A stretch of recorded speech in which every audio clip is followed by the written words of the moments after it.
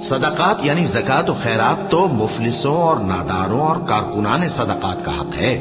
اور ان لوگوں کا جن کے دل جیتنا منظور ہے، اور غلاموں کے آزاد کرانے میں، اور قرض داروں کے قرض ادا کرنے میں، اور اللہ کی راہ میں اور مسافروں کی مدد میں بھی یہ مال خرچ کرنا چاہیے۔ یہ مصارف اللہ کی طرف سے مقرر کر دیے گئے ہیں، اور اللہ جاننے والا ہے، حکمت والا ہے۔ اور ان میں بعض ایسے ہیں جو پیغمبر کو ایذا دیتے ہیں اور کہتے ہیں کہ یہ شخص نرا کان ہے۔ ان سے کہہ دو کہ وہ کان ہے تو تمہاری بھلائی کے لیے،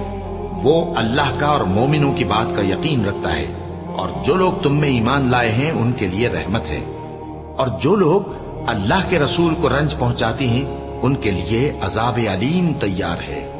مومنوں، یہ لوگ تمہارے سامنے اللہ کی قسمیں کھاتے ہیں تاکہ تم کو خوش کر دیں، حالانکہ اگر یہ دل سے مومن ہو